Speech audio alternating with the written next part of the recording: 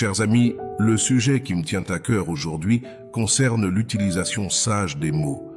Dans un monde où les mots se répandent rapidement, il est essentiel de faire preuve de prudence dans ce que nous partageons. Si vous n'avez pas encore appris cette leçon, vous découvrirez bientôt que tout le monde ne peut pas être votre confident. Tout le monde ne peut pas ou ne doit pas tout savoir. La Bible traite également de ce sujet, nous conseillant d'être lents à parler. Cela ne signifie pas que nous devons devenir silencieux, mais que nous devons faire preuve de prudence. Avant de partager des informations personnelles, il est sage de faire une pause et de demander du discernement.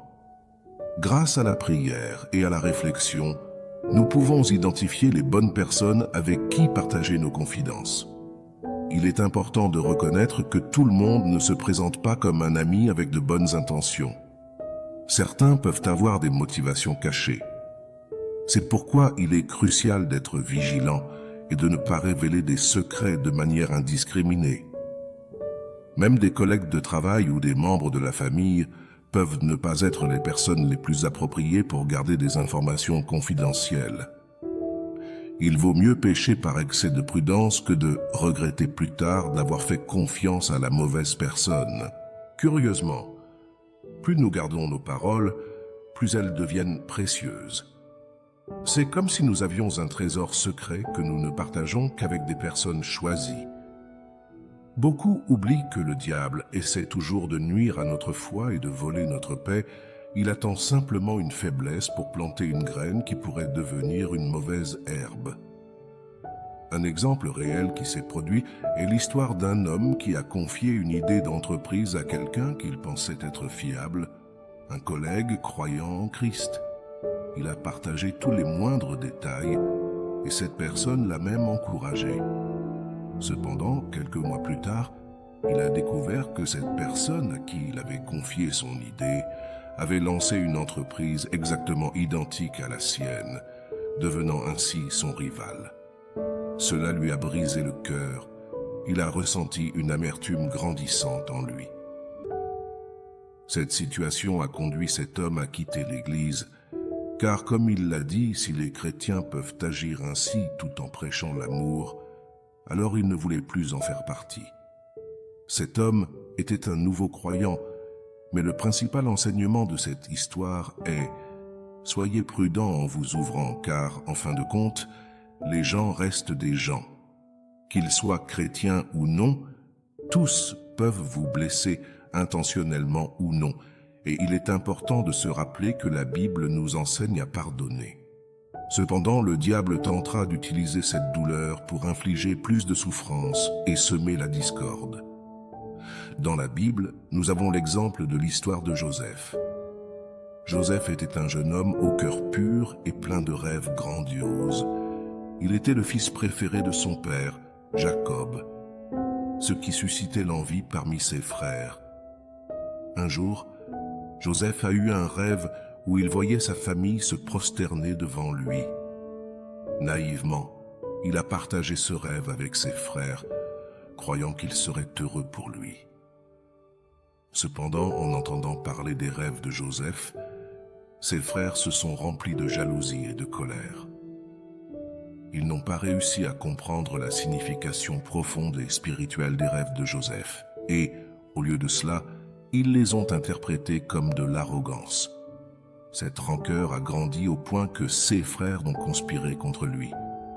Joseph a été vendu comme esclave et emmené en Égypte, où il a affronté de nombreuses difficultés avant de voir enfin ses rêves se réaliser. Cette histoire nous enseigne une leçon précieuse sur l'importance de faire preuve de prudence en partageant nos visions et nos plans.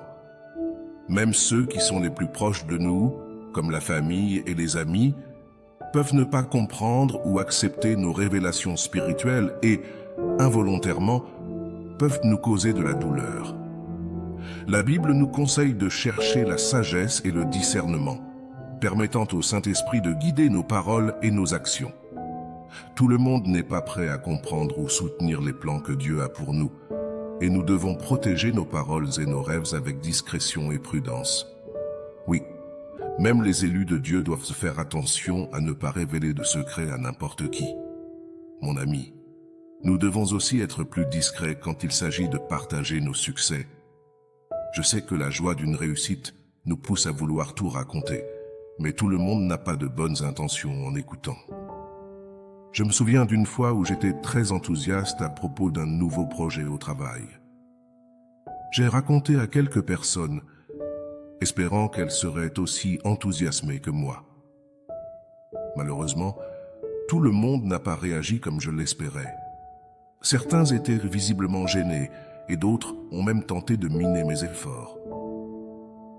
Ce fut une leçon difficile, mais j'ai appris qu'il vaut parfois mieux garder certaines choses secrètes, jusqu'à ce qu'elles soient plus concrètes.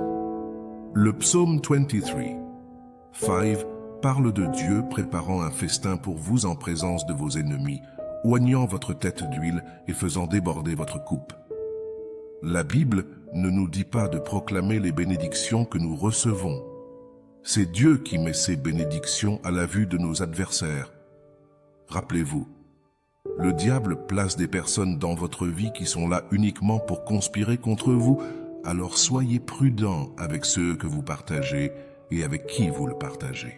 Mes chers frères et sœurs en Christ, le Seigneur nous bénit avec des moments précieux d'intimité avec lui, mais nous devons être sages en partageant ses révélations. Comme il est dit dans Proverbe 25, 2, la gloire de Dieu, c'est de cacher les choses. La gloire des rois, c'est de sonder les choses. Le Saint-Esprit, dans sa bonté infinie, nous accorde parfois des aperçus du royaume spirituel difficiles à expliquer avec des mots terrestres. Dans ces moments, il est crucial de rechercher du discernement. Tout le monde n'est pas prêt à entendre ou comprendre ces révélations.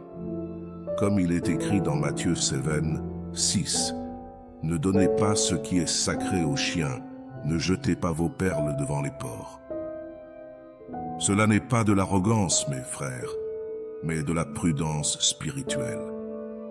Cependant, ne vous méprenez pas en pensant que vous devez tout garder pour vous. Il y a des moments où le Seigneur nous pousse à partager pour édifier le corps de Christ.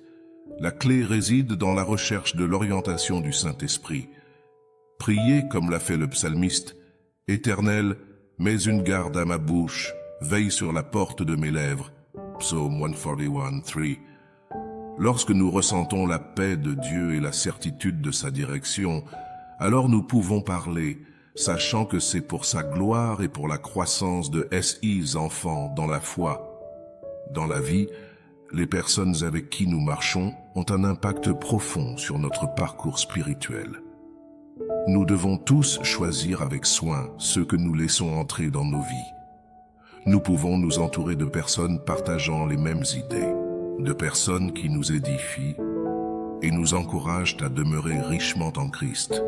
Ou nous pouvons nous effondrer en compagnie de personnes qui nous entraîneront dans l'erreur, de personnes qui nous éloigneront de la volonté parfaite de Dieu pour nos vies. Comme dit le vieux proverbe, « Dis-moi qui tu fréquentes et je te dirai qui tu es. » Ce n'est pas seulement de la sagesse populaire, mais aussi un principe biblique.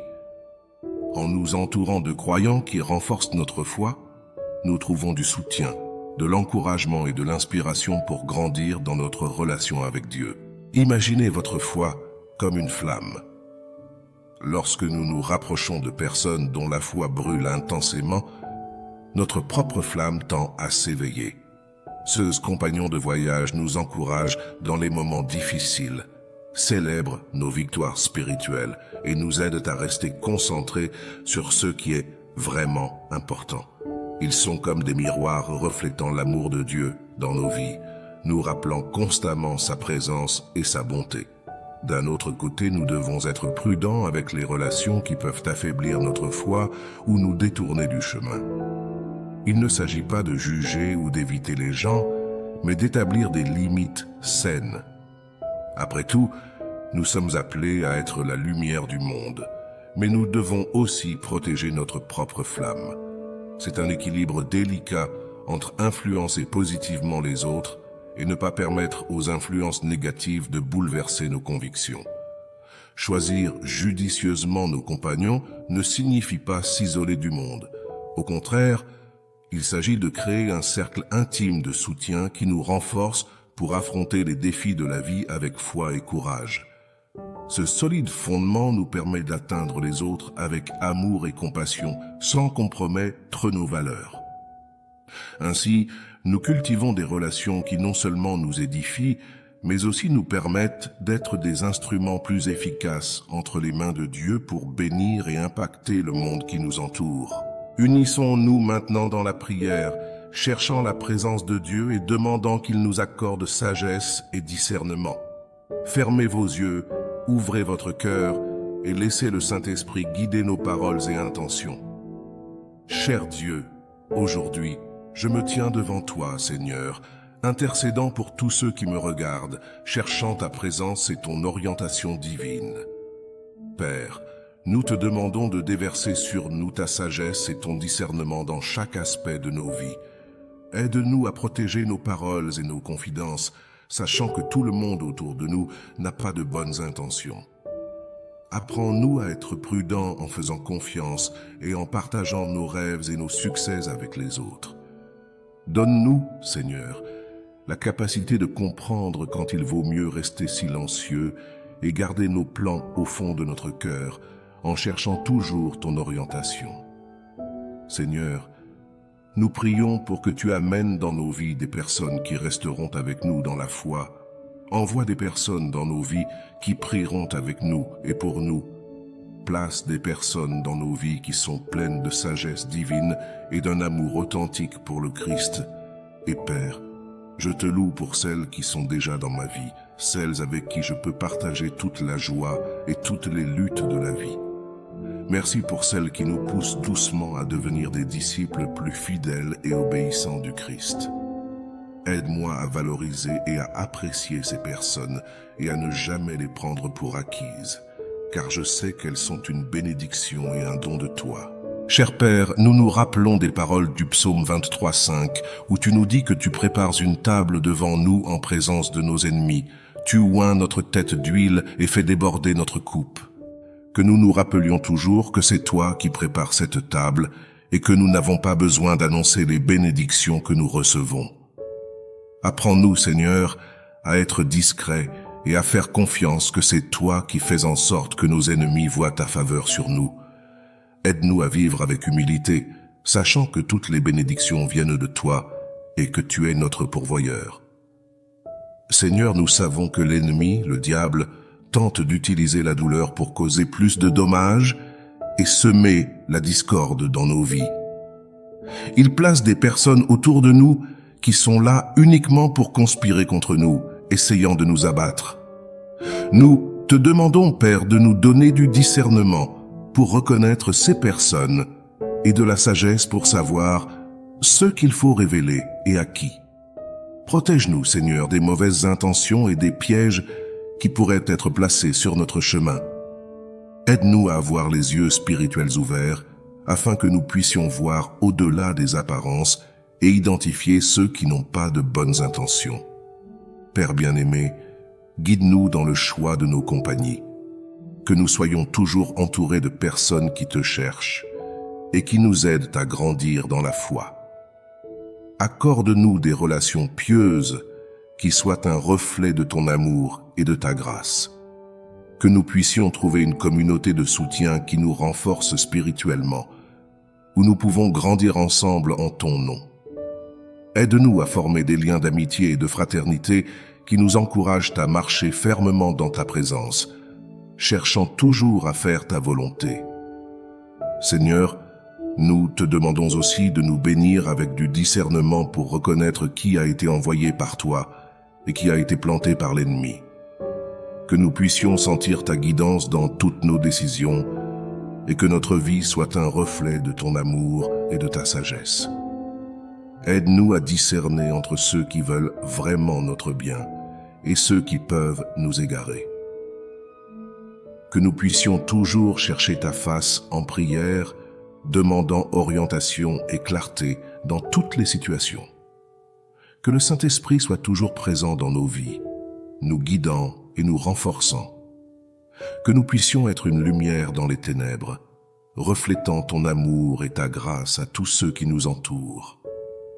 Que nous puissions partager nos bénédictions avec sagesse et discrétion, sachant que tu es notre pourvoyeur et protecteur. Que nous puissions avoir une confiance totale en toi, sachant que tu es au contrôle de toutes choses.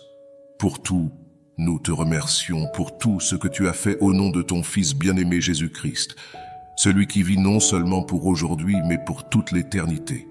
Amen.